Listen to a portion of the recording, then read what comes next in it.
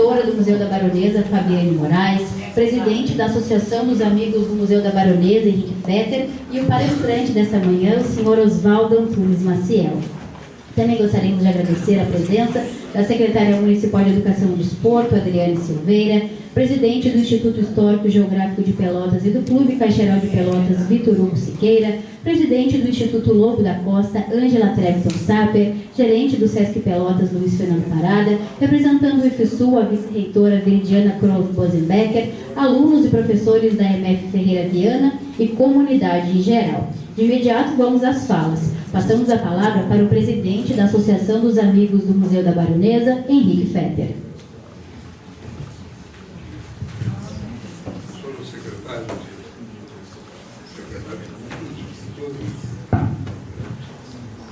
Bom dia, senhoras e senhores. Cumprimento a prefeita de Pelotas, senhora Paula Mascarenhas. Cumprimento o secretário de Cultura de Pelotas, senhor Paulo Pedroso. Cumprimentando o secretário e cumprimento os secretários municipais de Pelotas aqui presente. A diretora do Museu da Baronesa, Fabiane Moraes. E o senhor Oswaldo Antunes Maciel. Autoridades, público presente. Em nome da Associação dos Amigos do Museu da Baronesa, agradeço a presença de todos que vieram prestigiar a conversa Histórias de um Solar, Histórias de um Museu. Com muito prazer, acompanharemos hoje o trailer do vídeo Entre Amélias, preparado pela Secretaria de Cultura de Pelotas e a produtora Anhanguá. E conversaremos com o senhor Oswaldo Antunes Maciel, da família doadora do terreno e do solar, onde hoje encontramos nosso Museu da Baronesa. Com o museu passando por uma grande reforma, a atual gestão da AMBA tem trabalhado eventos que proporcionem ações culturais como esta de hoje, em parceria com a Prefeitura de Pelotas e o Museu da Baronesa. Esperamos que a conversa nos traga mais cultura e informações sobre certos costumes da época e da chácara onde se encontra o Museu da Baronesa. Nós, da AMBA, apoiamos a ideia de valorização do local e gratidão a uma família que desapegou-se de um bem e proporcionou um parque e história para a nossa cidade. Agradecemos em especial a vinda do senhor Oswaldo Antunes Maciel à nossa cidade. Tenham todos uma feliz manhã de cultura e entretenimento. Obrigado.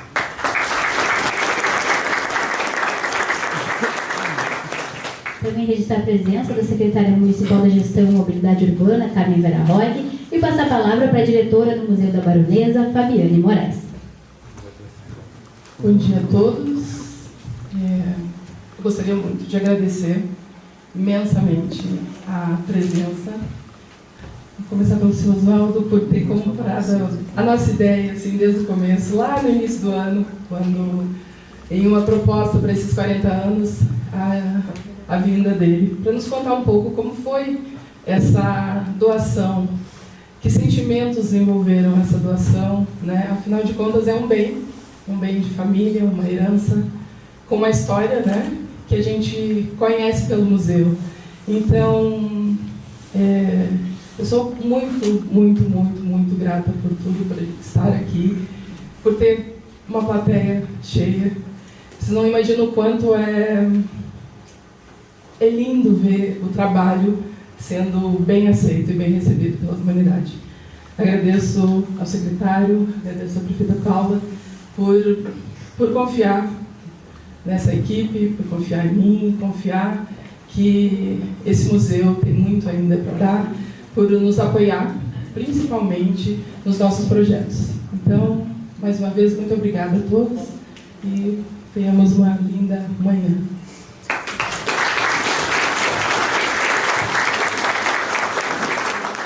Finalizamos essas falas iniciais com a prefeita de Pelotas, Paula Mascarenhas. Bom dia, senhoras e senhores, nosso ilustre visitante, Oswaldo Antunes Maciel, muito bem-vindo à Casa do Capitão João Simões Lopes Neto, nosso instituto, que é uma das joias da coroa, né? Uma obra que se fez, uma obra coletiva de Pelotas e hoje é uma realidade, um centro cultural ativo, no coração de Pelotas. Então, uma alegria para nós recebermos aqui. Oswaldo, muito bem-vindo. Sei que falo em nome de todas as pessoas que estão aqui, de toda a comunidade pelotense.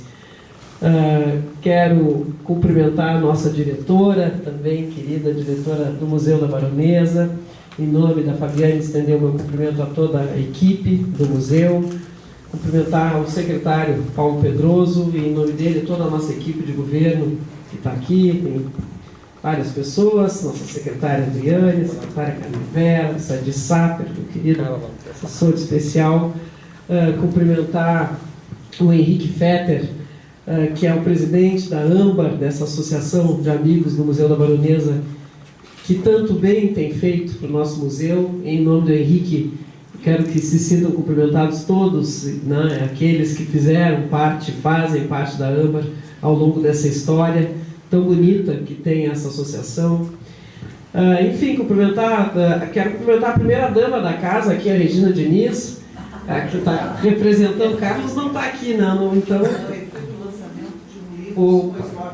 Está representando o Instituto em Porto Alegre, então a primeira-dama o representa aqui, o presidente da casa. E cumprimentar tantos amigos e amigas que estão aqui, Lizarbe, a Ângela, o Parada, a Nicola, a Veridiana, enfim, tanta gente, né, que sintam-se todos cumprimentados em nome dessas pessoas que eu cito. E esta gurizada maravilhosa aí da nossa MF Ferreira Viana, ali da Balsa, representando todos os alunos, os estudantes de Pelotas. Dizer, Oswaldo, que para nós é muito significativo te receber aqui, porque nós estamos, né, num ano muito especial para o Museu da Baronesa. Quantos anos? 40 anos do Museu da Baronesa, uma data muito significativa. O museu está fechado nessa data, mas fechado por boas razões, né? Então, ele está sendo recuperado, restaurado, a maior restauração de toda a sua história, pelo menos a sua história desde que está com a Prefeitura de Pelotas, e vai voltar muito melhor, muito mais qualificado, bem cuidado, como merece ser esse grande patrimônio que nós temos, que está inserido num parque espetacular, um parque do qual a população de Pelotas se apropriou ao longo do tempo. Hoje o Parque da Baronesa é o principal parque da nossa cidade. Isso é muito importante, né? Quando a população se apropria de algo, aquilo se torna seu. E cada vez mais a gente vê isso, o amor dos pelotenses pelo Parque da Baronesa, a ocupação do Parque da Baronesa pelos pelotenses. E temos uma excelente notícia que eu te dava agora há pouco. O governo do estado, o nosso governador Eduardo Leite, teve essa sensibilidade, tem um amor muito grande pelo parque, já começou como prefeito a recuperá-lo também, a requalificá-lo, e agora como governador nos aportou um recurso de mais de 5 milhões, tem uma boa contrapartida da prefeitura, para nós requalificarmos o parque. Nós estamos aí num embate com o IFAM, mas nós vamos superar, para convencê-los de que tem uma área lá que é uma área degradada, que nem fazia parte antigamente fazia, mas nunca chegou a fazer parte do parque, que foi ocupada por invasores, e agora eles não estão mais lá, as casas já foram derrubadas. Nós queremos fazer uma área esportiva, até para que ninguém pratique esporte dentro do parque histórico, tem uma área para isso, mas muito qualificada. A gente vai cercar, vai iluminar, vai ter caminhos acessíveis e até um teatro ao ar livre, muito incorporado à natureza, para que realmente o uso cultural do parque tenha ainda mais qualidade. Enfim, eu não tenho dúvida de que daqui a pouco tempo, daqui a um ano e meio por aí, talvez, né, Fabiane, a gente possa se reunir de novo, né, por favor, com certeza, com a população de Pelotas, para fazermos essa entrega do nosso parque, do nosso museu, e isso vai ser certamente um momento muito, muito emocionante para todos nós. Mas só é possível, Oswaldo, tudo isso, porque uma família pelotense teve essa sensibilidade de deixar esse enorme legado, pela generosidade, pelo compromisso com o passado, com as raízes, com as histórias, com a história de Pelotas, suas raízes culturais, mas um compromisso também com o futuro, com as próximas gerações, de legar este patrimônio para as próximas gerações. Isso não é coisa que se vê todo dia, vocês são os responsáveis por isso. A nós cabe a responsabilidade de levarmos esse legado adiante. Acho que estamos procurando ter essa responsabilidade, cuidar com toda a atenção, com toda a minúcia, com todo o carinho e amor que esse patrimônio merece, para que os estudantes que estão aqui e outros tantos, né, tenham o privilégio de poder visitar o nosso parque, visitar o nosso museu e conhecer a nossa história. Então, muito, muito obrigada em nome do povo de Pelotas, obrigada a ti, a tua família, ao teu pai, teu tio, é isso, as pessoas que tiveram essa sensibilidade, esse compromisso com a nossa cidade. Muito obrigada. Eu que agradeço.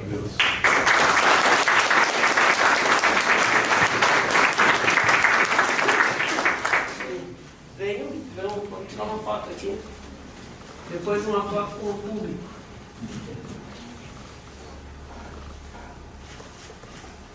Agora a gente faz ao contrário, para sair todo mundo aí. Eu disse para ele que estava muito prestigiado, muito prestigiado. Não, Será que todo mundo de pé? não sei, Não? tá melhor assim. Tapamos.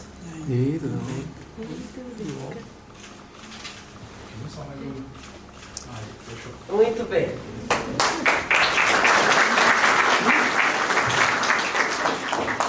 Registrar ainda a presença da representante do Conselho de Cultura de Pelotas, Helena Heloísa Majorani. E na continuidade, passamos à apresentação do trailer do filme Entre Amélias, produzido pela Anhangá Filmes, com direção de Fernando Barreira. O filme está em processo de finalização e será lançado ainda no mês de outubro.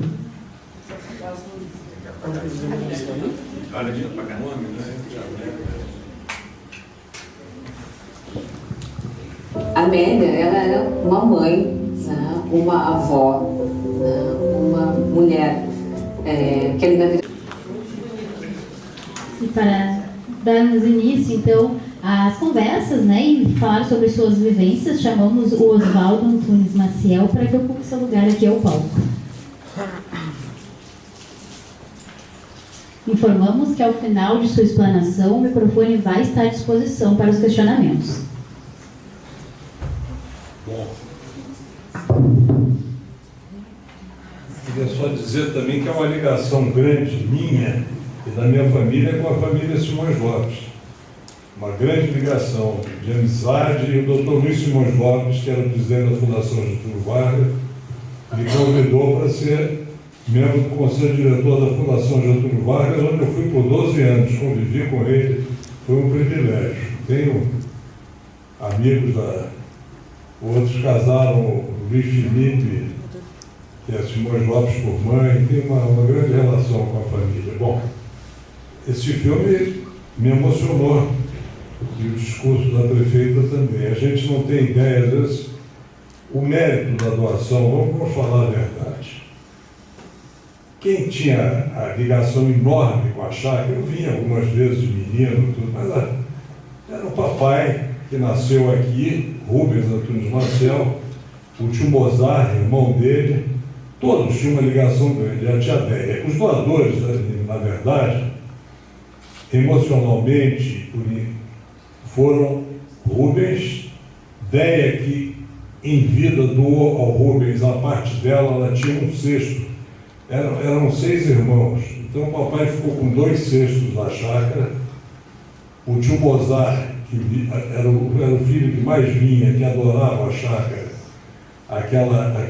os eucaliptos, os eucaliptos eu acho que não entraram na doação, nós doamos 70.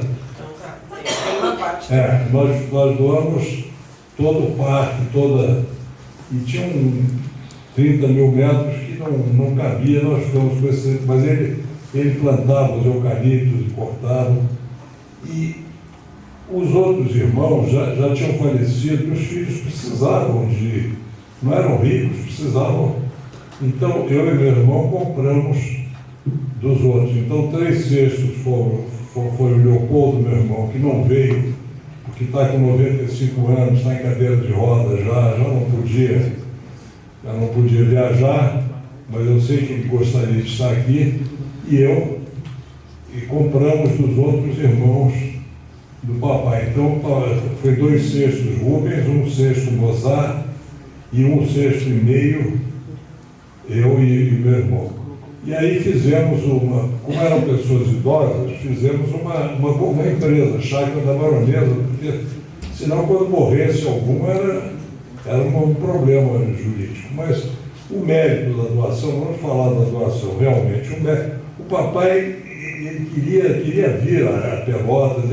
No início não se falava em doação, ele queria curtir as chácaras, mas a idade, né, ele já estava muito velho. Eu disse, papai, você não tem condições mais de vir, né? E para reformar a chácara também, vamos reformar, mas é muito caro reformar. Eu estou tirando um pouco o mérito da doação, mas no sentido que era muito reformar, mas ele queria conservar, ele e o tio Mozart queriam conservar. Eu e meu irmão, nós tínhamos uma ligação grande com a chácara, que vimos tudo, mas não era tão... Então, o mérito todo, vocês estão falando a mim, mas o mérito todo é dos velhos, E aí surgiu a ideia, parece que a prefeitura tombou, eu não me lembro bem, não sei se tombou antes da doação, isso a prefeita deve saber. E aí surgiu o projeto Cura, acho que era o Ministério do Interior, que tinha um projeto pelo qual ele restaurava os monumentos antigos, as casas. E nós combinamos com a prefeitura e o projeto Cura. Então, eu não sei bem a data, quer dizer, o que foi antes, mas aí houve a doação. Mas eu nunca imaginei, gostei muito do que disse a prefeita, porque eu nunca imaginei o que nós estávamos fazendo por Pelotas. Às vezes uma pessoa mais jovem, eu era executivo, sabe, fazia trabalhar, então a gente não tem essa noção que os velhos, hoje em dia que eu estou com 85 anos, eu tenho a noção, o significado do que foi. Mas na época mas se o pai deseja, vamos fazer, né? Mas foi Rubens e Mozart que foram os grandes beneméritos, realmente. E com a prefeita disse, quer dizer, felizmente a cidade comprou, porque é um espaço muito bonito. Eu não sei se vocês sabem, para surpresa minha, uma vez lendo um livro, Laurentino, o outro nome eu não me lembro, que escreveu 1808, 1822 e 1889. Eu lendo o terceiro, eu li todos, e recomendo a leitura a quem gosta de história. Eu não marquei tempo, depois me dei, porque é tanta coisa para falar, mas o Laurentino Gomes escreveu no livro, eu quase caí da cadeira quando estava lendo, e trouxe a informação para a Nelise, que na época era diretora do museu. Ele diz no livro o seguinte: em 1889, 1890, houve construções muito bonitas no Brasil. E eu vou me permitir citar três tipos, citou só três. O Palácio do Catete, que eu não sei, eu não entendo de arquitetura, é bonito, mas o Palácio do Catete, as fazendas do Vale do Paraíba, que são muito bonitas, seja no estado do Rio, seja em São Paulo, são lindas realmente, existem livros sobre as fazendas, e a chácara da Baronesa em Pelotas. Ele citou, não sei se vocês sabiam disso, ele citou a chácara, e aí eu depois perguntei um dia a Nelise, ele disse, não, ele esteve aqui, visitou tudo, ficou encantado. Então é um registro, porque é um livro que eu acho que vai ter muito bem escrito, é uma história do Brasil muito bem feita. Então a chácara da Baronesa vai ficar por muitas gerações de brasileiros, porque ele falou. Bom, então a propriedade, quer dizer, agora vamos falar das Amélias, né? Eu, claro, para a minha idade, eu tenho 85 anos, fiquei contente que o Henrique no aeroporto, eu passei por ele e ele não me reconheceu. Eu disse, então deve ter achado mais moço.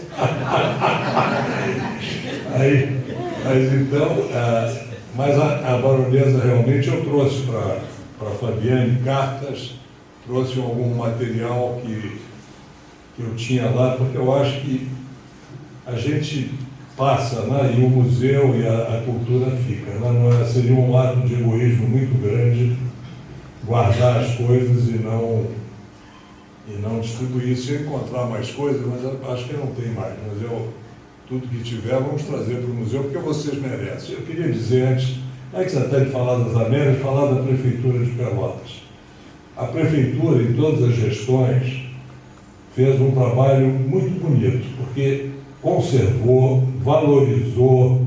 Eu acho que a família tem que ter todo o respeito, além de pela cidade de Pelotas, do carinho, mas todo o respeito pelo que a prefeitura fez. Em todas as gestões, não falemos de política, não falei, nem me lembro bem, mas todas as gestões foi dada atenção ao museu, e agora, felizmente, com essa notícia do ex-prefeito Eduardo Leite e a prefeita agora, que essa obra realmente vai ser muito necessária. Mas a prefeitura valorizou o projeto Pura. Eu, na época, muito moço, a gente não valoriza tanto. Cultura, isso é fundamental para um país. Um país tem que ter. A gente, às vezes, vai à Europa ver monumentos, e aqui no Brasil a gente não ligava muito, país novo, né? Mas hoje em dia temos que valorizar. Vamos falar agora das Américas. A baronesa eu não conhecia, mas ela realmente, uma das coisas fantásticas que ela fez foi introduzir o espiritismo aqui. Eu acho que vocês sabem disso. Eu, hoje em dia, já velho, já li alguns livros quando passei 2 anos aqui em Pelotas e eu quero me tornar até espírita. Sou católico, mas quero me tornar espírita, porque o espírito, e ela parece que trouxe o espiritismo. Ela se casou com 15 anos, aí umas coisas pitorescas, né? Eu não sei se você sabe, se casou com 15 anos, o barão que não era barão na época, era major do exército, e era bem mais velho do que ela, bem mais velho. Mas ela deve ter se conhecido, parece, numa festa. Naquela época as moças casavam cedo, né? Deve ter se conhecido numa festa, mas depois ele passava a cavalo. Não sei se isso aqui é de conhecimento geral, não vou perder tempo, mas ele passava a cavalo perto da Quinta da Boa Vista e namoravam pela janela. Porque o pai dela, eu acho que ele não era inglês, eu acho que ele era filho de inglês. Eu não sei se foi ele ou o avô dele que veio fundar no Rio um banco, não era dono, ele era funcionário do banco, um banco inglês. Mas ele, então, ela se apaixonou e queria casar com. Só que o inglês, mas como é que vai morar lá no fim do mundo? Mas naquela época, Pelotas, hoje em dia, mas naquela época, Pelotas era muito longe, realmente. Como é que minha filha, eu não sei se era filha única, e não queria de jeito nenhum, mas ela acabou casando e os sogros não vinham a Pelotas visitá-la. Foi um ato de punição. Ela escrevia para os pais. Aí o marido, eu não sei se era barão, acho que não. A casa, quando ele ganhou a casa do pai dele, ganhou quando casou, a casa era bem mais simples. Aí ela fez a casa bonita que é hoje e organizou uma banda de música, carruagens, e foram buscar o inglês. E a senhora, depois de alguns anos, a filha casada, ele veio. E aí ele viu, porque Pelotas era uma cidade, você sabe muito bem, tem que se orgulhar, era uma cidade muito culta, Pelotas se destacava no Rio Grande do Sul, né? Vinha as companhias argentinas, companhias europeias para o teatro, para a ópera, que Pelotas era. Então o inglês ficou impressionado, eu acho que mudou bastante o conceito em relação ao gênero e em relação a Pelotas. Né? Agora eu vou falar da outra Amélia, da filha, da minha avó, a vovó Sinhá. Essa eu convivi. Eu posso dizer a vocês, aí não é um neto falando da avó, mas era uma senhora extraordinária, muito inteligente, muito carinhosa. Eu vou contar, por exemplo, um episódio. Tinha um dos parentes nossos teve uma filha numa aventura e a sociedade não recebia essa filha. Essa filha ficou num colégio interno e era completamente segregada. Quando a minha avó soube disso, se deu conta, ela disse, ela veio morar aqui na chácara, veio morar comigo, e quem quiser, quem o receber, quem não tratá-la como uma pessoa normal, ela não tem culpa nenhuma. Se foi um acidente do pai com a mãe, ela não tem culpa nenhuma. Então, essa senhora se tornou respeitada em Pelotas, querida, e foi uma pessoa que teve, inclusive, uma atividade importante aqui em Pelotas e muito reconhecida. Mas a vovó, ela impôs, ela tinha e era uma causa absolutamente justa, mas ela tinha uma força moral no momento que ela abraçou essa causa, ela era realmente... Então, as recordações, aí se eu vou falar muito tempo, eu não quero cansar vocês. Eu vivia de garoto e ela tinha os petiços para os netos. Eu pensei que os petiços eram dela mesmo, ela alugava os petiços quando a gente vinha, né? E era uma... Mas eu vou contar uma coisa engraçada, que não foi ainda da época da Fabiane, foi da época da... O papai teve, meu pai teve, ele devia ter 20 anos, assim, uma égua de corrida, que era criada no terreno da chácara, no potreiro, a vovó chamava o potreiro, essa parte que talvez não tenha sido doada, eu não sei. E chamava-se Glória, a égua. E ia correndo a tablada, porque naquela época ia andando até a tablada para correr. E aí, então, depois, quando eu vi que a mamãe estava muito doente, tudo, eu disse, papai, vamos, porque o papai teve cavalo de corrida com Oswaldo Aranha. Ele era como irmãos, amigos desde 17 anos, estiveram juntos na Europa. Eu tenho o nome de Oswaldo por causa dessa amizade. Era uma amizade fraternal, era mais um irmão do meu pai. E aí, quando o Oswaldo Aranha já tinha morrido, aí papai e ele morreu e papai acabou com os cavalos, porque o cavalo quase que era um pretexto para estar com um amigo. E aí, mas eu vi que o amigo tinha morrido, a mamãe estava muito doente, eu disse, papai, vamos ter um cavalo, vamos restabelecer. Aí fomos a um leilão e compramos. Eu comprei um, aí ele comprou o outro. E aí ele disse, vamos botar o nome de Coldelaria Pelotense, porque era o nome em que ocorria a glória na tablada, e a farda, quem desenhou foi a mamãe, a vovó, minha avó Sinhá. Então, aí ficamos, eu tenho até hoje, infelizmente, eu brinco que são as amantes da Argentina, eu ainda tenho muitas éguas de corrida, crio, eu sou criador. E a Coldelaria Pelotense existe até hoje, já ganhou 2 provas, existem 4 provas muito importantes no jockey, 1.000 metros, 1.600, o derby e 2.400. Eu ganhei a de 1.000 metros com um cavalo, de minha criação. Eu não, a Coldelaria Pelotense, o outro. Mas o que é engraçado, quer dizer, agora o engraçado, estou contando tudo isso. Aí um dia eu falei com a Nelisa, olha, aqui já foi criada uma égua de corrida, na Glória. Aí ela disse assim, então é por isso, nós não sabíamos, porque a sua avó fazia a lista dos gastos da casa. E tinha uma Glória aqui, que era a veia para a Glória, a veia para a Glória. Nós queríamos saber quem podia ser essa senhora que comia tanto aveia. Era a égua que aí foi muito engraçado isso, nós rimos muito, sabe? Nós rimos muito. Mas a vovó, eu não sei já há quanto tempo eu falei,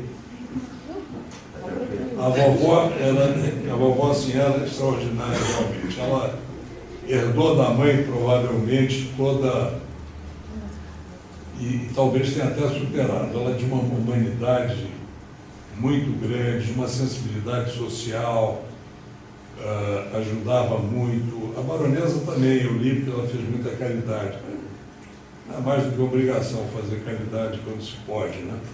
Mas a vovó era... E ela...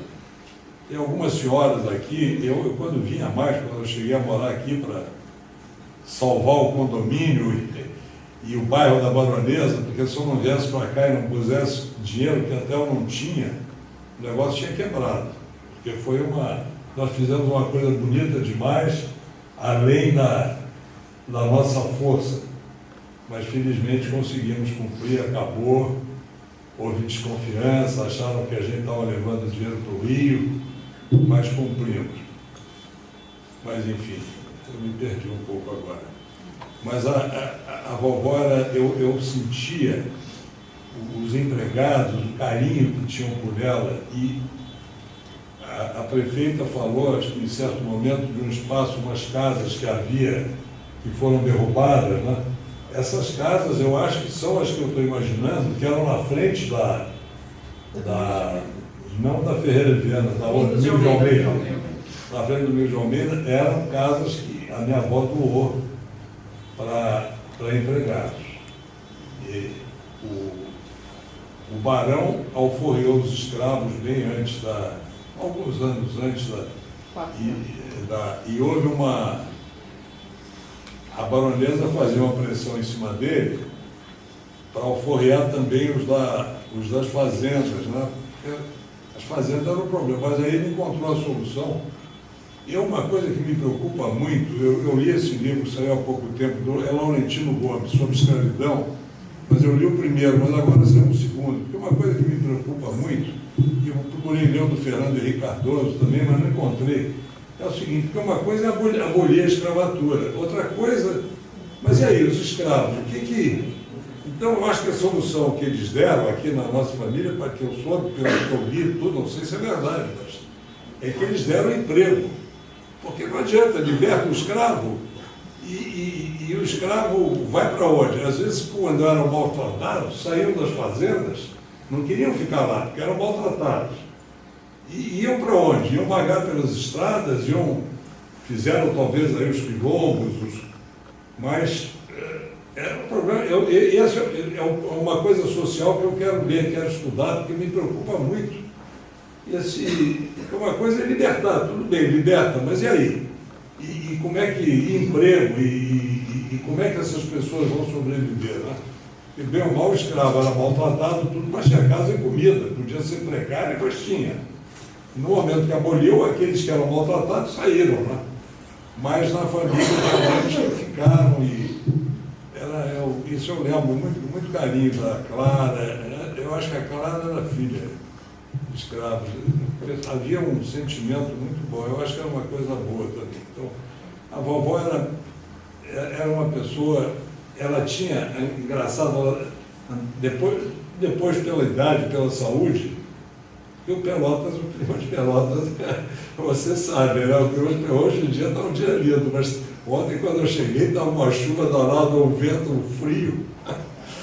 Então, mas ela andava com uma bolsa sempre, com um maço, ela chamava de pelegas. Eu não sei se aqui no Rio Grande do Sul se chamava notas de pelegas, porque lá no Rio não só. E cada neto, cada criança, mesmo filho de amigos que ia lá visitar, ela morava no Hotel Paysandu, ela tinha sempre uma nota de 5 reais, 5 cruzeiros, eu não sei o que era, mas devia equivaler uns 50 reais, assim, porque dava para comprar um brinquedo. Eu me lembro que dava para comprar um brinquedo. 5 mil reais, talvez. 5 mil reais.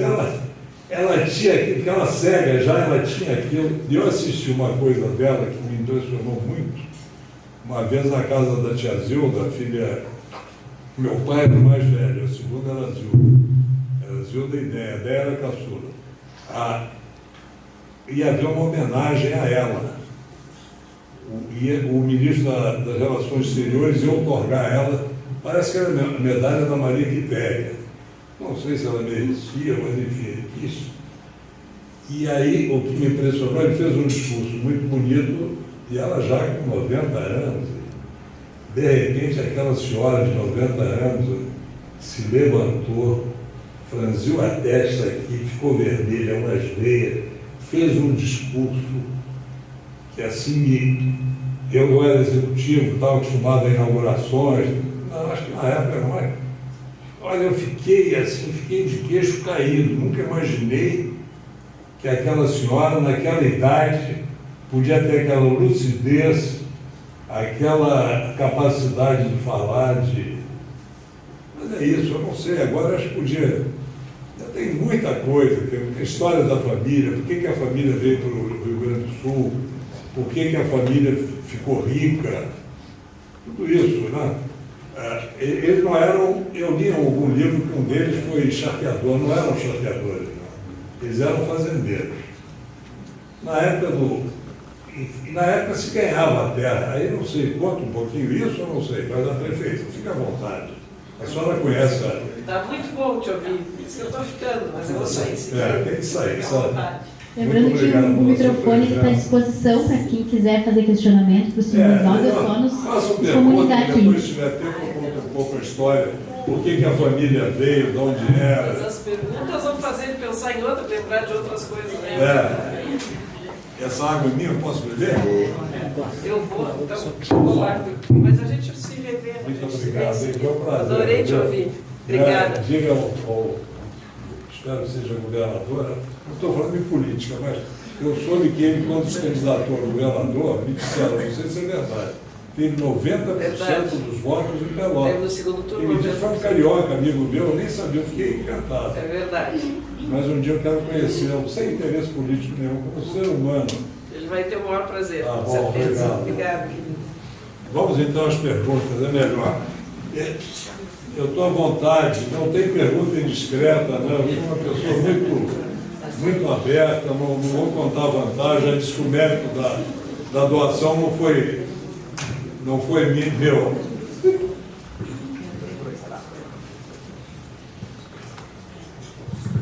Bom dia, Oswaldo. Tu falaste agora sobre a origem da família e isso me suscitou curiosidade mesmo, sobre como vieram para cá, qual é realmente a origem da família Antunes Maciel. Então, vou contar, posso? É o seguinte, os Antunes Maciel, parece que foi o Maciel era de uma mulher e o Antunes era de uma... O nome Antunes Maciel se formou no Brasil.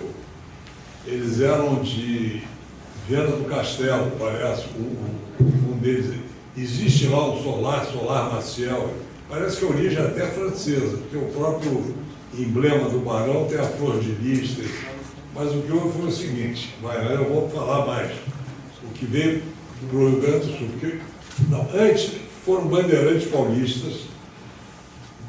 paulistas de Sorocaba, e se a gente for olhar o mapa de Goiás, existe Serra Gabriel Antunes Maciel, houve dois irmãos, o pai do Olavo Setúbal, que fundou o Itaú, o Olavo Setúbal é que me deu esse livro.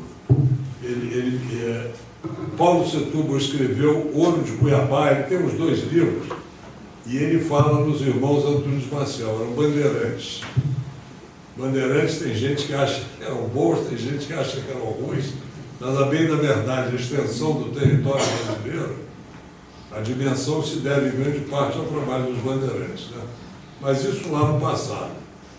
E depois eles moravam em parece que eram de Sorocaba. Eu, na prefeitura de Sorocaba, eu andei uma época tentando ver, mas eu não me lembro mais. Acho que eu consegui alguma coisa. Mas o primeiro Antunes Maciel que veio para o Rio Grande do Sul veio com as tropas do Rafael Pinto Bandeira. Vocês devem conhecer a história. O Rio Grande do Sul não tinha dono, isso aqui não era... Na época não havia nem Brasil, nem Argentina, era Portugal e Espanha.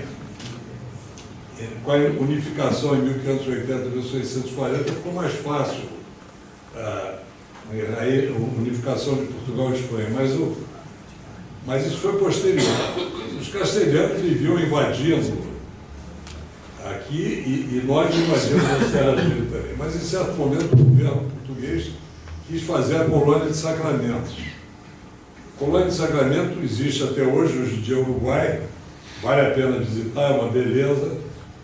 E a colônia de Sacramento era em frente a Buenos Aires, do outro lado do Rio da Prata, porque Buenos Aires estava ficando muito rico e ganhando muito dinheiro, porque tudo que ia, o grande poder econômico na época eram as minas de prata do Peru, era riqueza. Eu acho que tinha ouro também, mas principalmente prata. Então, não vinha pelo litoral do Pacífico, as coisas todas para comida, ferramentas, tudo para as minas, e o escoamento também da prata se fazia por Buenos Aires, pelo Rio da Prata. Era menos difícil trazer. E Buenos Aires prosperou muito. Então, o governo português fez Sacramento, fez a colônia de Sacramento, e aí começaram a haver guerras enormes. A colônia de Sacramento mudava de mão. O Brasil, naquela época, quer dizer, acabava em Santa Catarina. E o governo governo português chegou à conclusão que tinha que fundar Rio Grande, para pelo menos ter um local próximo à colônia de Sacramento, menos longe, para poder dar apoio a Sacramento. Sacramento é que era a joia da coroa, porque o Sacramento fazia concorrência de fornecimento de bens e tudo aos argentinos. Os argentinos hoje, quer dizer, os espanhóis detestavam Sacramento porque era uma unha encravada na... E aí, então, sempre haviam guerras por causa do... E, em certo momento, vieram de São Paulo uma companhia de lanceiros, chefiada por Rafael Pinto Bandeira, e o primeiro Antunes Maciel que veio era Bernardo Antunes Maciel, parece que era cabo, não sei se cabo na época, ela ia ser simples, né? Cabo Bernardo, então ele veio, ele era, eu acho que avô do velho Aníbal, do pai do Barão e do pai do Eliseu Antunes Maciel. E então, aí naquela época, então, quer dizer, qual era o interesse do governo português? É que era dar terra para os brasileiros, para que os brasileiros se estabelecessem, fizessem fazendas, para fazer. Ao ter um interesse econômico, eles iam defender, era uma espécie de uma reserva militar. Então ele deu. E aí a origem, vamos dizer assim, da família, a família tinha terra no Brasil, no Uruguai, mas porque aquilo era dado. O que houve desses gaúchos saírem daqui? Isso foi há 30 anos, já largaram por 40 anos, as senhoras, as esposas, saírem com filhos e foram lá para o Mato Grosso, esse oeste todo do Brasil. A gente fala a conquista do oeste dos Estados Unidos, mas os gaúchos fizeram também uma conquista maravilhosa por esse Brasil afora. Quando eu falo gaúcho, teve catarinense, teve paranaense e teve paulistas também, mas a maioria são gaúchos, então espalhados pelo Brasil todo, e isso enriqueceu o Brasil e o mundo com alimento. Né? Mas voltando a... Então, isso é a origem de muitas terras, muitas fazendas. Eu agora vou falar, então, dos netos do Bernardo. O Bernardo teve um filho chamado Francisco, e ele tem um irmão Vasco, e hoje em dia tem Antunes Maciel na Argentina, não, no Uruguai. E são parentes nossos. Um dia eu conheci, papai não sabia, papai era diretor do Jockey, veio uma Jockey do Rio, Jockey brasileiro, veio uma delegação do Jockey uruguaio, e veio o senhor Eliseu Antunes Maciel, parecido com o papai. Eu cheguei a pensar, assim, será que era algum contrabando, alguém que tinha... Porque naquela época, né? A gente podia ter duas famílias, hoje em dia tem uns que ainda tem, né?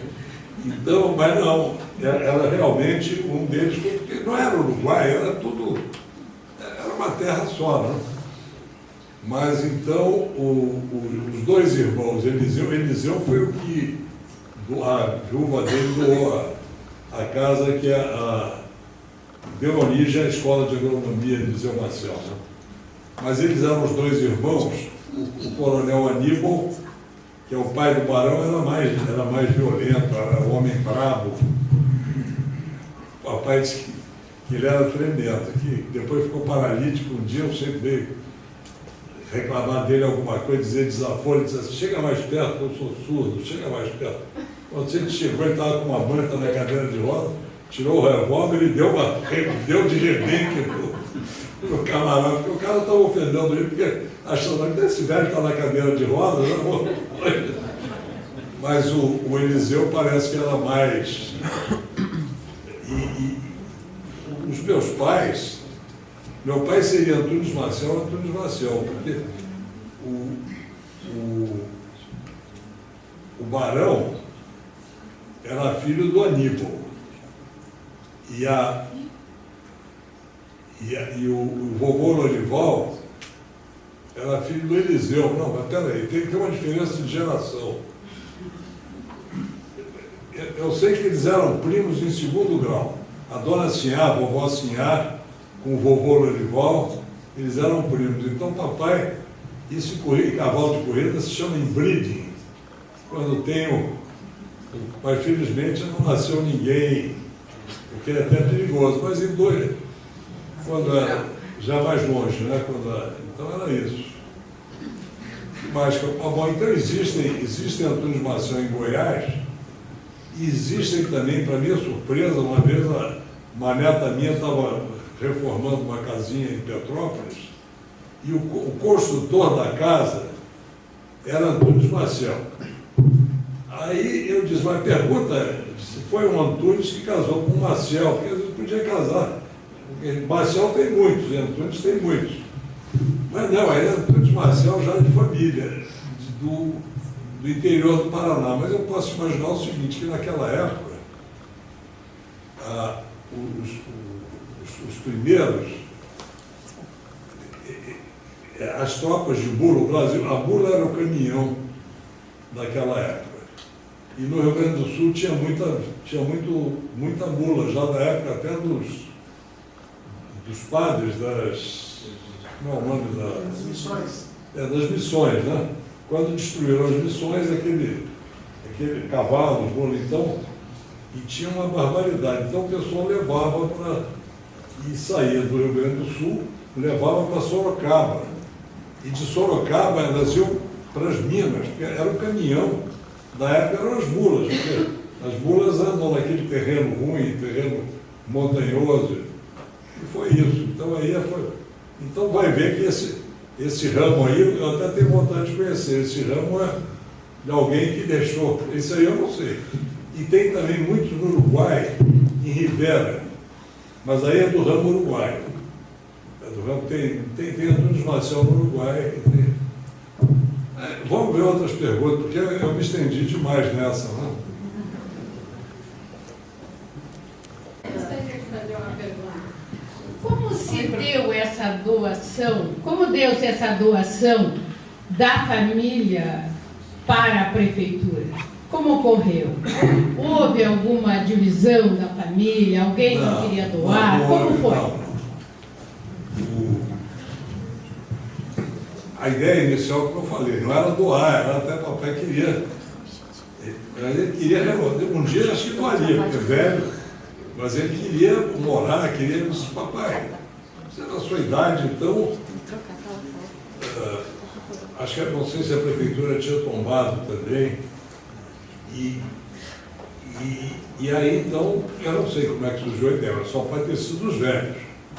Porque nós tínhamos feito uma firma, eu e meu irmão tínhamos um detalhe. Nós, gente moça, a gente não tinha aquela. Realmente não pensamos. O que vamos fazer? Não sei. Aí, deve ter sido o papai e o tio Mozart, que eles adoravam a chácara. Então, vamos fazer o seguinte, então, vamos fazer o dono. Não, mas surgiu a possibilidade, porque não adiantava doar para a prefeitura. A prefeitura não teria dinheiro para renovar. Aí eu me oporia também, porque doar uma casa para depois ver a casa desmoronar, não era isso. Então vamos conservar, vamos ver se a gente no futuro tem meios ou faz uma fundação, uma coisa para. Porque doar na prefeitura, as prefeituras, desculpa, mas não tem dinheiro até hoje, na época já não tinham, né? Para fazer uma, tanto que agora a própria prefeita disse, é com a ajuda do Estado. Aí o governo federal fez o projeto Cura, que era um projeto pelo BNH, eu esqueci de falar isso. Era o BNH que era o agente, Banco Nacional de Habitação, que tinha recursos federais, né? Para restaurar monumentos. E a casa foi classificada como um monumento histórico, né? Um monumento, então. Aí, é claro, qual era o objetivo dos velhos, do meu pai e do irmão dele? Certamente da Déia, que faleceu antes, mas que doou para o meu pai. Claro que eles adorariam que se conservasse a casa.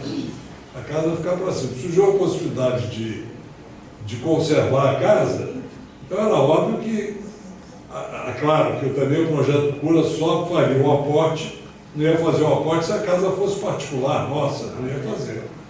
Então se doou, então foi um conjunto de quer dizer, agora o mérito realmente foi dos dois, dos velhos, e a tia Déia deu para o meu pai a parte dela, porque ela sabia que os outros já tinham morrido. os filhos e os netos eram pobres.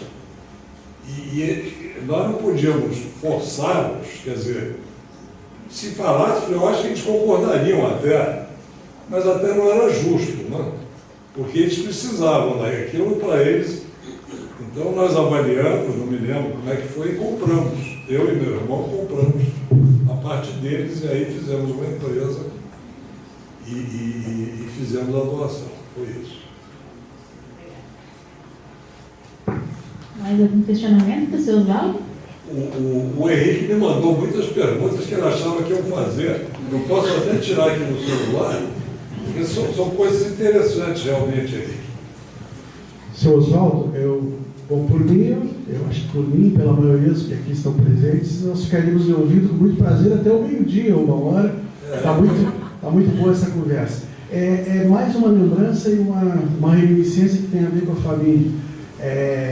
O Rafael Pinto Bandeira, que é o nome de uma rua importante em Pelotas, ele é bastante citado na obra principal, talvez, do Érico Veríssimo, O Tempo e o Vento, justamente por volta de 1777, faz referência a essa vinda dele com um grupo de lanceiros paulistas e tal. Talvez entre esses tivesse o seu parente. Não, ele veio, só tem certeza. Sim. E ele está contado na história dos primórdios, do continente mesmo, na Terra. Eu li há muitos anos,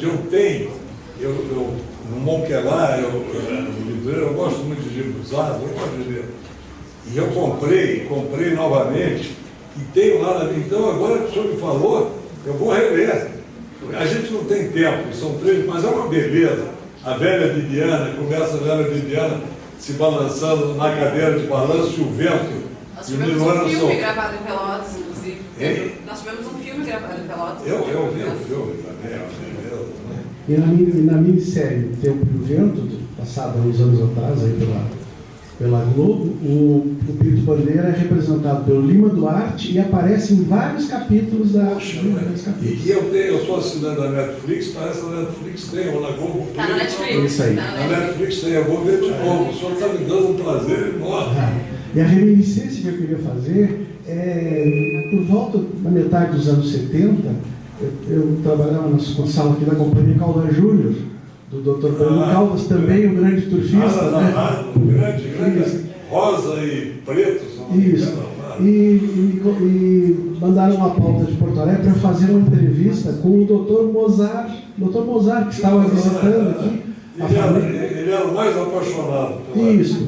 E aí fizemos a entrevista, que era um outro tema, ligado, acho que a família tinha algum interesse na época, controlava, eram donos da Fininvest, que tinha uma financeira importante. Isso. Eu fui quem tive a ideia e fui o primeiro. Olha aí. E bom, fizemos a entrevista. 24 anos. No meio dos anos 70, e aí ele me convidou para tomar, a sucursal da Caldas Júnior funcionava em cima do Ban Lavoura, no 3º andar. Me convidou para tomar um cafezinho no Café Nacional, e eu não sabia onde era o Café Nacional. Aí ele se dirigiu para o Café Aquário, que é o antigo nome do Café Nacional. E no cafezinho, ele me contou essa história toda da pretensão da doação. Acho que o prefeito era Iliajá Nunes, Iliajá Rodrigues, e pediu para não divulgar. E eu, claro, não divulguei. Eu fiz uma outra matéria com ele. Por que não queria?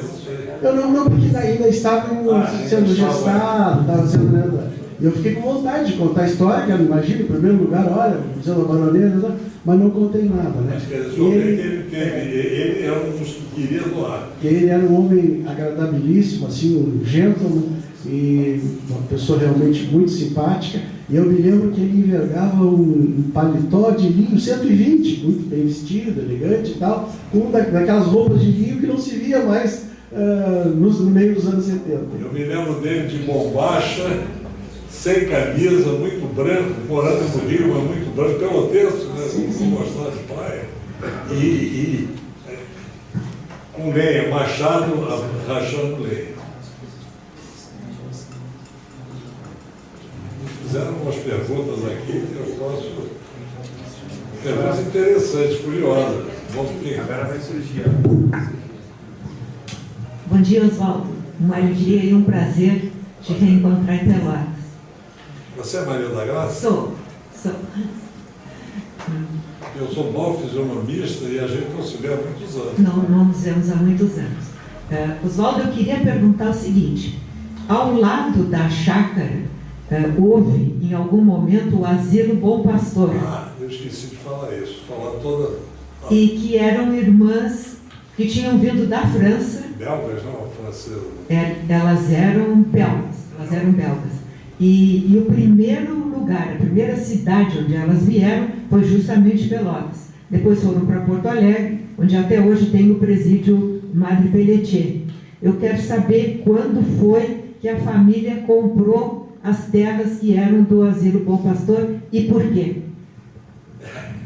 Foi o castigo da ambição. Em inglês tem a palavra greed, né? O caso foi o seguinte: nós ficamos com 30 mil metros quadrados, devíamos ter feito talvez um pequeno loteamento e tal, só que aí um dia um corretor de Pelotas, de Porto Alegre, nos telefonou: olha, existe ao lado do terreno que vocês ficaram, nós ficamos com os fundos, né? Davam para Ferreira Viana, que na época, mas hoje em dia é uma área nobre, né? Mas nós temos aqui uma área de 100 mil metros quadrados, que foi o Asilo Bom Pastor, mas que está abandonado, fechado já há alguns anos, que eram de umas freiras, elas parece que abrigavam mães solteiras, mas está abandonado e nós queremos oferecer a vocês, porque é uma construção que não tem nenhum valor histórico, e vocês podem demolir e fazer um empreendimento imobiliário maior. Aí foi o castigo. Aí mais eu e meu irmão, o espírito empresarial, mas sem entender nada de coisa imobiliária, aí nós compramos estava realmente muito abandonado. Um gesto bonito, mas também seria restaurar e fazer novamente um asilo. Porque o problema de asilo, de hospital, não é só fazer, não. O problema depois é a manutenção. Aí que você doar, você quer, não, vou fazer essa minha casa, vou fazer um hospital, mas e depois? A manutenção é que é um difícil de casa. Né? E aí então nós compramos, demolimos, até eu me lembro que eu disse, vamos demolir rápido isso antes que alguém tenha alguma ideia. E aí resolvemos fazer eu queria fazer naquela época, teria sido um erro grave, fazer um condomínio fechado. Eu tenho um defeito que eu penso sempre muito na frente. Fazer um condomínio fechado estava começando a acontecer em São Paulo, Campinas. Por sorte nossa, o prefeito da época, acho que era Bernardo, não concordou, disse que não, que era antissocial, fazer uma coisa, que as ruas tinham que ser públicas. O condomínio fechado você fecha, você faz ruas, mas faz ruas privadas, só para os moradores. Né? Não, isso é antissocial, isso é... Tanto que, eu não sei se existe até hoje, mas perto ali das lojas, aquelas lojas ali no condomínio, na Barra da Baronesa, tinha uns 2 ou 3, umas guaritas assim. Nós chegamos a fazer as guaritas que eram para fechar, aí, então vamos fazer um loteamento. Aí papai, com o amor a Pelotas, porque aí eu e meu irmão botamos dinheiro para comprar, então nós tínhamos praticamente a maioria na chácara, mas o papai que mandava. E ele disse, bom, se vocês vão fazer um loteamento, façam de acordo com a tradição da família em Pelotas. Tem que ser uma coisa de primeiro nível. Aí o que nós fizemos um negócio que na época era ruas calçadas, água, iluminação, grama, e o dinheiro foi acabando. E quando você cria 200 lotes, uma propriedade que pagava X de imposto, passa a pagar 100, 200 X, porque passa a ser imposto territorial por cada terreno. Bom, mas aí vamos vender, Pelotas é uma cidade rica e tudo, vamos vender. Só que nós violentamos, eu estou me estendendo, isso é economia, mas nós violentamos a lei da oferta e da procura. Eu cuidava da Fininvest, minha vida era Fininvest. Meu irmão não era ele era sócio, mas não trabalhava na Fininvest. Papai estava velho, quem tocava realmente era eu. Eu e o tio Edgar Marcel de Sá, que foi filho da tia Talu, irmã da vovó, que foi gerente do Banco do Brasil, diretor depois, então, mas ele já era muito idoso, ele deu a respeitabilidade que eu não podia com um rapaz de 25 anos, 24. Mas então, bom, aí então vamos fazer um loteamento, fizemos o tal loteamento. Só que uma oferta de 200 lotes relativamente caro, porque nós fizemos uma coisa muito bonita. O pessoal aqui naturalmente dizia, não vamos comprar agora, porque os terrenos não vão se estragar, as ruas não vão se estragar. Daqui a uns 10 anos eles vão vender isso pela metade, por um terço. Então foi uma luta. A Shell comprou logo um terreno, a Shell Televisão, e nós não vendíamos. E os impostos crescendo. Aí surgiu a ideia de vamos fazer 5 casas. E nós fizemos 4. Aí o papai disse, olha, se vamos fazer casa para dar vida ao loteamento. Tem que ser casas muito bonitas. Então nós pegamos o Paulo Guimarães aqui perto, que fazia casas em Montevidéu, em Ponta del Este, e fizemos 4. Na época a gente chamava 4 mansões, e mais dinheiro que vai. E eu nunca me esqueço, eu contei isso a um grupo de estudantes de arquitetura, falando que a gente tem que mostrar as besteiras, não mostrar as coisas boas, porque para eles não fazerem. E aí eu me lembro que um dia eu estava lá na Fininvest e vieram os construtores, o engenheiro do Rio, que nós tínhamos mandado aqui e foram, olha aqui, o senhor resolve onde é que vamos fazer as casas. E botou aquela planta enorme, não tinha vendido 1 ou 2 lotes. Aí eu, idiota, mas eu estava com a cabeça da Fininvest.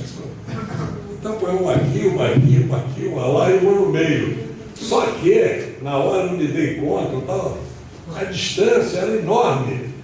Então, as pessoas querem ter convívio, querem viver uma perto da outra, segurança. Então, foi a mesma coisa que não tivesse feito as casas, porque tivemos que vender as casas abaixo do preço de custo, muito, porque foi uma luta, eu digo a vocês, foi uma luta. Mas aí depois a luta foi pior ainda.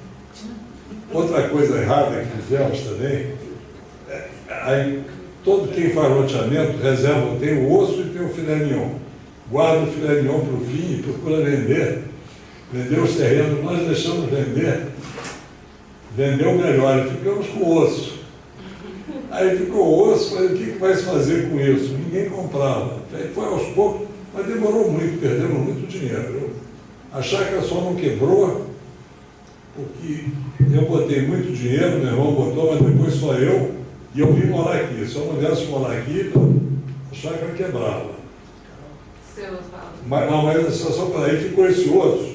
Aí foi o grande, outro erro enorme. Havia um cidadão em Porto Alegre, vocês devem ter ouvido, Carlos Lima.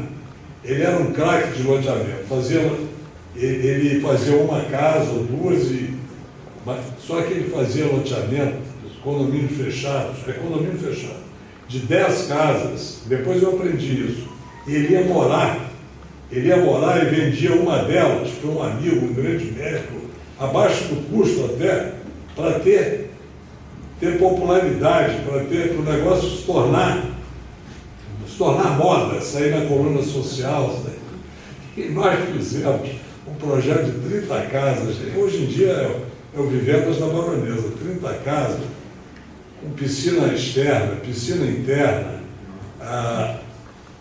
calefação nos vestiários, eu fui depois sócio de clubes, eu nadei, mas no vestiário não tinha calefação, salão de festa, piscina externa, e foi uma luta.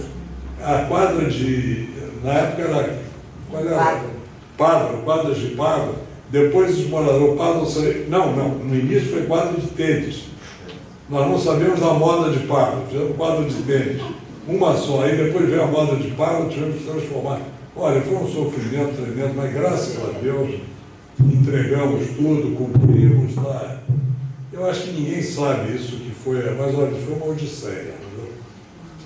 Salvar esse condomínio, porque eu pensava assim, mas a família, com essa tradição em Pelotas, doa o museu, então como é que vai quebrar o negócio da família em Pelotas e causar um prejuízo aos moradores? Achava no princípio que a gente, quem aparecia era eu, e eu era o dono, quem vinha aqui era eu. Mas aí eu me aproximei das esposas, eu vi que os homens, eu disse, eu quero começar a ter reunião com as senhoras. E aí falei francamente, elas compreenderam, eu digo, olha, ou vocês nos ajudam, ou isso vai quebrar. Se os maridos, vocês continuarem falando mal, que a gente está atrasando, que a gente está... Vocês estão, eu usei uma expressão até grosseira, cuspindo para cima. Então, e aí, então, salvou-se quando entregamos tudo. Então, foi isso. Desculpa. Seu Osvaldo, o senhor mencionou essas 4 primeiras casas, elas são ali no condomínio Vivendas. E não, essas 4 casas são no loteamento. No loteamento. E elas existem ainda? Existem. Nós chamamos, porque a firma, depois que construiu as casas, nós fizemos uma outra firma, a Antunes Marcial Administração e Participação. Então, a MAP, a gente chamava de... A Liliane, e a Liege Dias, eu até jantei com elas, foram antigos funcionários da chácara, eu quis homenageá-las, convidei para jantar, porque eu acho que pessoas que me ajudaram aqui, e ela sabe, eu não sei bem quais são, mas são as mais, nós fizemos 4 casas. No condomínio, a ideia era o seguinte, a gente vendia o terreno e uma construtora fazia as casas, mas aí quem pagava as casas era nós ganhávamos dinheiro no terreno, nós não ganhávamos dinheiro, nós dávamos a planta, mas aí acho que nós começamos a fazer, eu não me lembro bem, eu sei que, olha, foi uma, não, nós fazíamos as casas, a pessoa ia nos pagando e nós íamos fazendo as casas para a pessoa. Vendíamos o terreno e construímos as casas para as pessoas, foi isso. E o condomínio atualmente ele pertence ainda à família Antunes Marcial? Não tenho nada. Os últimos terrenos, que foi o que eu pude sobreviver economicamente no fim de tudo, porque ficaram alguns terrenos de frente para a Ferreira Viana, e aí fizeram o fórum, fizeram um shopping center. Eu vendi os últimos terrenos que me salvou. O Gino Salvador, ele é dono de uma empresa faz aqueles carrinhos para pessoas paralíticas, freno, não sei o que, freno. Freedom. E ele é um sujeito muito correto, e eu tive a coragem de vender para ele os últimos terrenos em 8 ou 10 anos com correção monetária correção monetária pela construção e um juro de acho que 4% ao ano, assim. Isso me salvou e ele pagou tudo direitinho. Então foi aí que eu... Então ali onde é o nosso shopping atualmente era da família também? Não. Aquele lado não era. Mas olha, foi uma luta, viu? Eu não sei. Eu devo ter muita saúde, a minha genética é muito boa, porque... Entendeu? Não, aí já tínhamos vendido a Fininvest, não sei. Aí que eu tive dinheiro para botar aqui, mas o dinheiro acabou. E aí eu acabei casando com uma senhora aqui de Pelotas, que ela não era de Pelotas, ela era de Santa Maria, mas temos casado com uma moça ótima, hoje em dia ela mora em Porto Alegre, uma senhora. Mas depois não deu, ela que não se adaptou no Rio.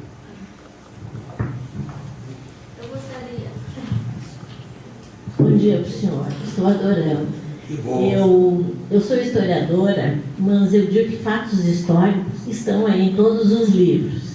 E o que me agrada muito é o sentido inverso da história, o que a história não conta. E essas histórias que o senhor colocou aqui, eu amei. Mas eu tenho uma curiosidade, não sei se é fato histórico. Conta a lenda que a gruta foi construída devido a um milagre. aconteceu algo assim inexplicável, como o senhor me falou, que a baronesa... E a vovó também, a vovó não ia ser. Então é isso aí que eu fiz uma ligação minha, né? Então a lenda conta isso. O senhor teria alguma história a respeito da gruta? Não sabia disso, não. Eles fizeram a gruta, eu me lembro bem da gruta. E a gruta, ela era também a sepultura da vovó, e acho lá no Rio, era toda coberta de uma pedra roxa, não sei o que. E a gruta também, mas depois roubaram na gruta, roubaram. E aquelas coisas que tem ainda na chácara lá, aquelas bolas lá, aquilo tudo era cravejado de... Mas as coisas que tinham... Ametista, não sei não. É ametista? É hoje? É ametista. Era a época que se amarrava cachorro com linguiça, né? Imagina, sepultura, e a gruta era toda coberta de ametista. Isso eu me lembro. Ainda tem algumas. Ainda tem, né? E o castelo lá fizeram... Era muito, a gente adorava, como criança, ver.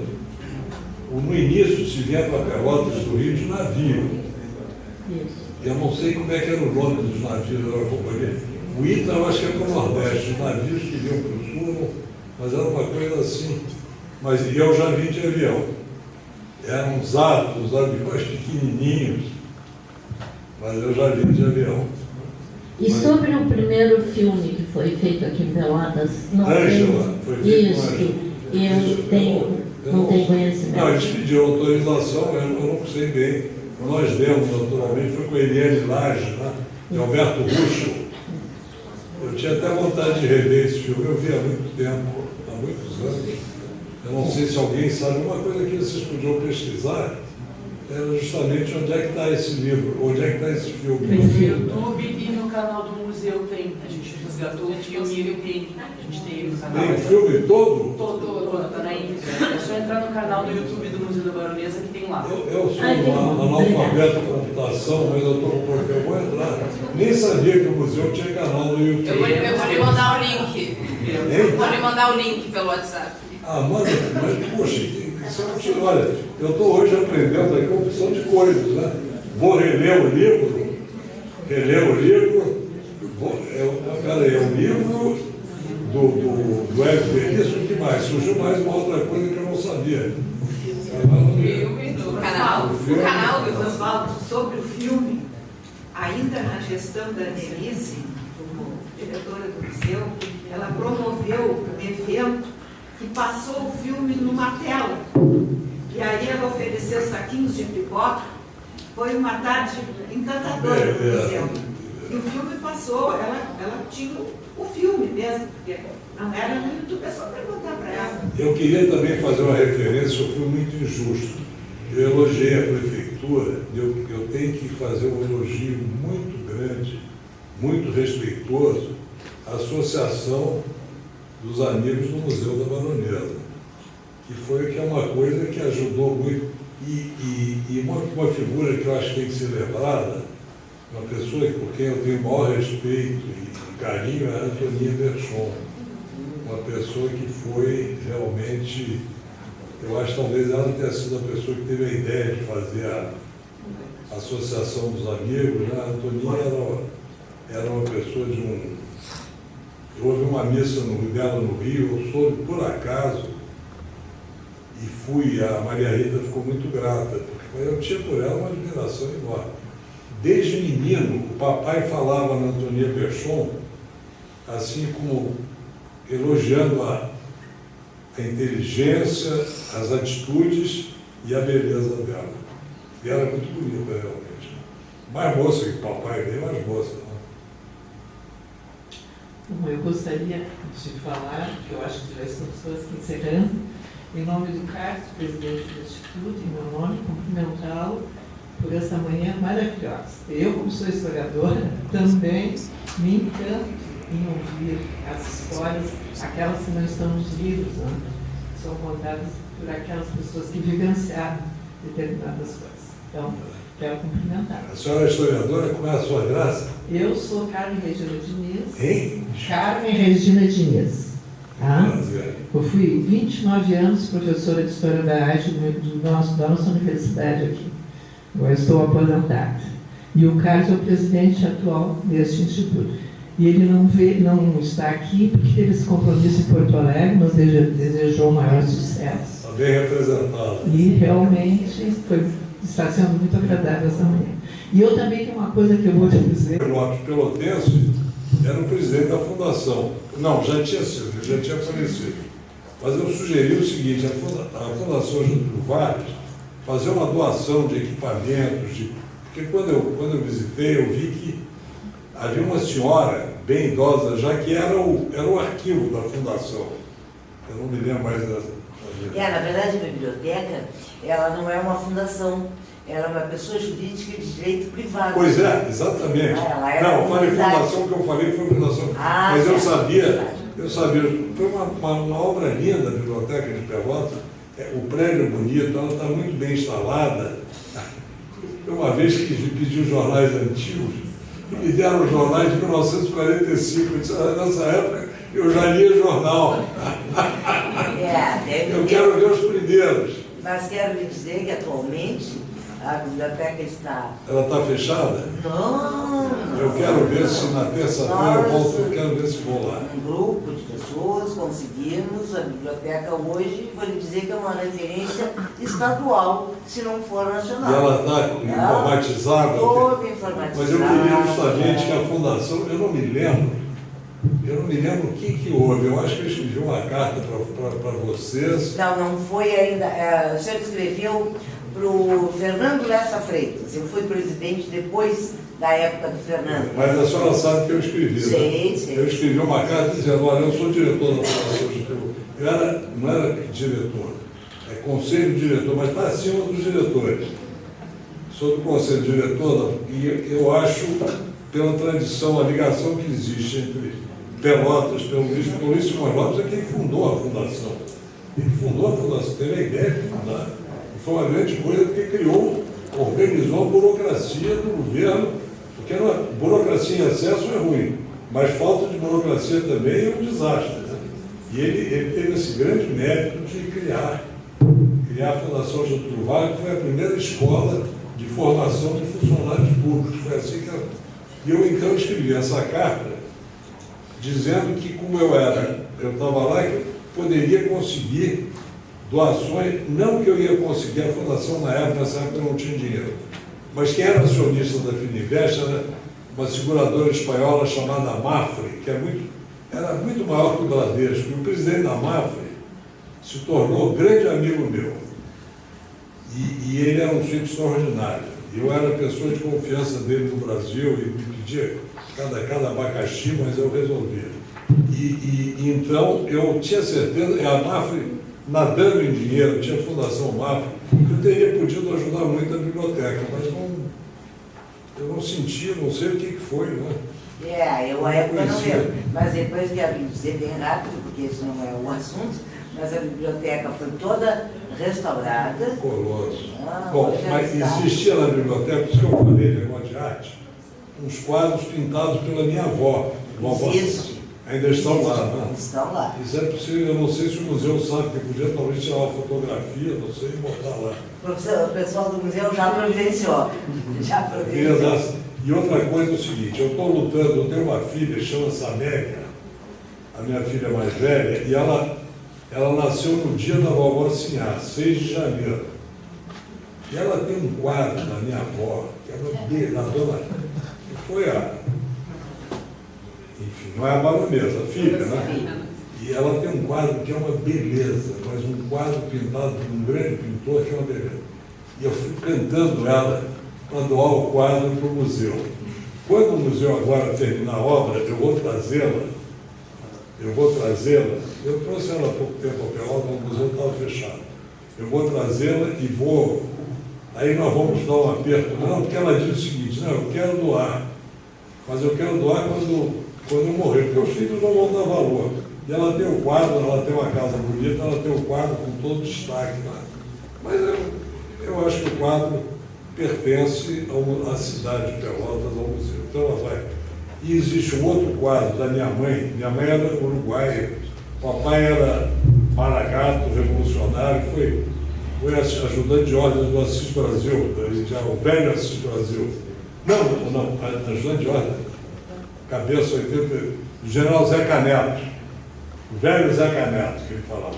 E chefe de gabinete também do Assis Brasil. E então, um dia veio um chefe de polícia de Pelotas e disse aí, foge para o Uruguai antes das 6 horas da manhã, porque às 6 horas eu venho te prender. Mas eram amigos, acho que era até parente, mas ele era do funcionário, era um chefe de polícia aqui, do Borges de Medeiros. O papai era maragato, então o papai fugiu, ficou andando lá no Uruguai e casou com o Uruguai, mas veio para o Brasil e a minha mãe morou aqui, realmente, foi talvez a única das noras da vovó Ciá e filha que morou, ela morou.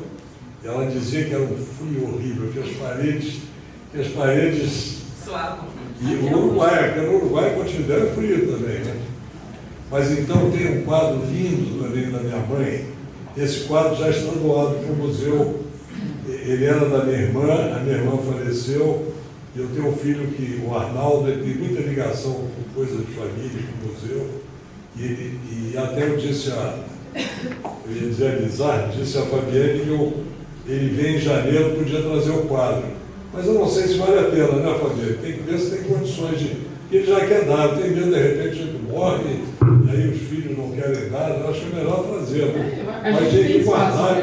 Esse quadro é uma preciosidade. A minha mãe era uma senhora muito bonita, com a vovó Ciá, foi muito bonita. E o quadro é uma beleza também. E ela é esposa um dos 2 doadores de verdade da chácara. Então, acho que ela merece. Tem umas perguntas aqui, mas vocês devem estar cansados. Nós vamos já se encaminhando para o fim. O senhor gostaria de mais alguma consideração? Não, devem estar cansados. O Henrique fez umas perguntas aqui que ele achou que eram indiscretas. Eu posso tentar, parece estudante, eu acho. Eu posso vir aqui e dizer rapidamente, falar se vocês tiverem paciência. Ele falou aqui, ele ficou preocupado. Oswaldo, tem uma pergunta que uma das nossas diretoras lá da AMBA, que ela queria saber a respeito do pombal e da coelheira. Você tem algum conhecimento? Não sei. Não sabe? A Magali me contou uma coisa. A Magali tem uma prima, filha do Mozart, ela tem um carinho enorme pela chácara, é uma pessoa que vocês deviam. E ela se casou com um sobrinho do Oswaldo Aranha, que estudava aqui em Pelotas. Ela namorou e se casou aqui. Ela morava no Rio, acho que ia veranear. Mas o que ela me contou foi diferente, foi sobre os banhos. Né? A casa de banho. A casa de banho, porque não havia banheiro naquela época. Então ela contou, eu achei muito engraçado, que havia.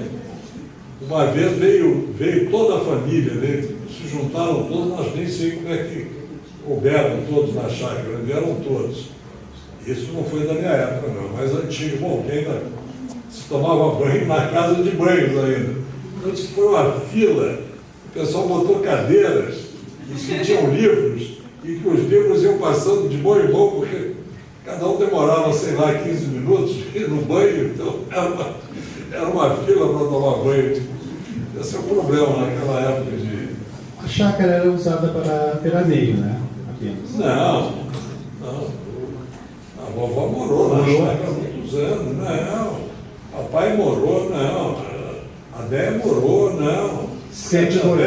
A tia Déia sempre ficou com o pai e a mãe. Ela não casou, teve muito pretendentes, era bonita, era uma mulher moderna, fumava, mas nunca casou.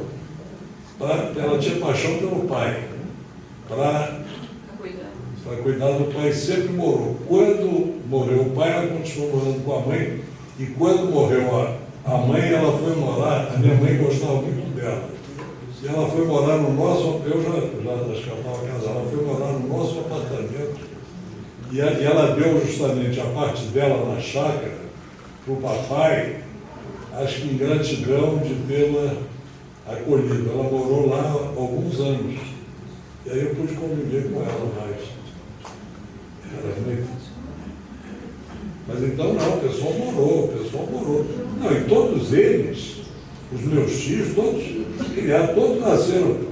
Olha, a minha avó, a velha, nasceu em Pelotas e as irmãs todas. Houve uma irmã dela, acho que a Taru, a mãe desse tio de Edgar, que acho que morou também. Aí depois daquela casa na frente, que existe até hoje, aquela casa a vovó mandou construir para um parente dela que acho que estava precisando, estava numa situação, Álvaro Marcial, e ele morou lá, ela mandou fazer a casa e ele morou lá. Ainda existe a casa, está lá. Sobrado Azul, que a gente chama. Hein? A Casa Azul, Sobrado Azul. A Casa Azul. Eu não achei aqui as perguntas, tu deves ter porque tem umas perguntas interessantes, perguntas picantes, assim, de... E eu não tenho problema nenhum. Que cor era aquela Casa Azul na origem? Eu não sei. Talvez fosse azul mesmo, eu acho que era azul, mas não sei. Atualmente é a nossa Secretaria de Qualidade Ambiental do município, ela na Casa Azul. Houve uma época alguém queria fazer lá, acho que um parente nosso, até uma pessoa também que eu não mencionei, que tem um carinho muito grande por Pelotas e pela chácara, é nossa parente. É a Mônica Russomano, é filha do Mozart Russomano e a Gilda Maciel, mas a Gilda Maciel é do Tunes Maciel. E a Gilda é uma pessoa que Pelotas tem que se orgulhar, porque ela é pelotense. Ela ganhou uma medalha da Marinha, ela tem duas coisas maravilhosas que ela fez pelo Brasil. Uma coisa que tem um valor imenso, a questão do Amazônia Azul. Eu fiz a Escola Superior de Guerra em 1980 e até o Saraiva Guerreiro falou lá sobre isso, não falou no nome dela. Eu nem sabia que ela que tinha tido a ideia. Foi a primeira pessoa que defendeu que o Brasil tinha que ter acho que juridicamente, mundialmente, um litoral era de 12 milhas náuticas, uma coisa assim. Mas já estava começando, por causa do petróleo, por causa de alguns países a reivindicar, eu não sei quantas milhas, mas muito mais para frente. E ela foi a pessoa, e hoje em dia, eu acho que, eu não sei se até o Fernando de Noronha, eu sei que é um patrimônio que o Brasil tem imenso, essa extensão territorial, e o mérito todo foi da Gilda. A Gilda fez um projeto, e tanto que a Marinha condecorou-a. Depois de morta, eu trouxe a medalha aqui para entreguei à filha. A Marinha tem por ela o maior respeito e ela é pelotense. E outra coisa que ela fez também, a gente não sabe às vezes, o Porto do Rio Grande era pequeno, era uma coisa acanhada. E quem fez o primeiro, não de engenharia, mas jurídico, o primeiro trabalho, a ideia que tinha que ser, que hoje em dia é o superporto, foi ela também. Eu posso até ver com a Mônica se ela tem material, porque eu acho que é uma coisa que interessa a história de Pelotas. Eu não sei para isso seria para mandar para que órgão, mas quer dizer, uma pelotense, ela era prima irmã do papai, eu não sei. Mas essa Mônica é uma moça de muito, ela é arquiteta, ela gosta muito de Pelotas, ela tem uma... Tudo bem? Então, muito obrigada por ter nos presenteado com essa troca de experiências, aula de história na manhã de hoje, né? Então eu vou chamar a diretora do museu e também o presidente da Âmbora, Henrique Fetter,